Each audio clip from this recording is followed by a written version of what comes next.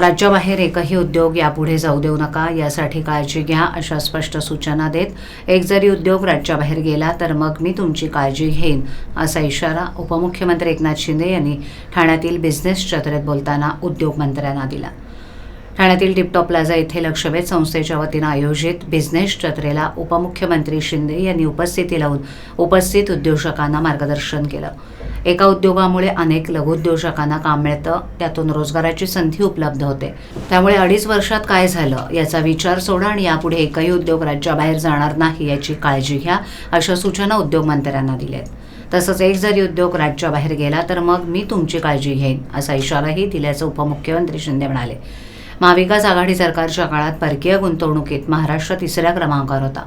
मी मुख्यमंत्री झाल्यावर आता परकीय गुंतवणुकीत आपलं राज्य क्रमांक 1 वर आले. पूर्वी उद्योजकांना माझं काय म्हणून विचारलं जायचं, आता आम्ही त्यांना तुमचं काय म्हणून विचारतो, असा टोला त्यांनी विरोधकांना लगावला. महाविकास आघाडी सरकारमध्ये उद्योग, मंदिरं, दुकान, सण उत्सव बंद होते. सगळं बंद करून चालणार कसं? नुसते करोना करून चालत नव्हतं. त्यामुळे सर्वसामान्य लोकांच्या मनातील एका विचारधारेचं सरकार स्थापन केलं, असंही ते म्हणाले. मागील 2.5 वर्षात विविध क्षेत्रात काम झालं. आपलं राज्य उद्योगस्नेही राज्य झालंय, असंही ते म्हणाले. व्यवसाय कोणताही असो, त्यात प्रामाणिकपणा आणि कष्ट असेल तर शून्यातून विश्व निर्माण होतं. संधीचं सोनं केलं पाहिजे.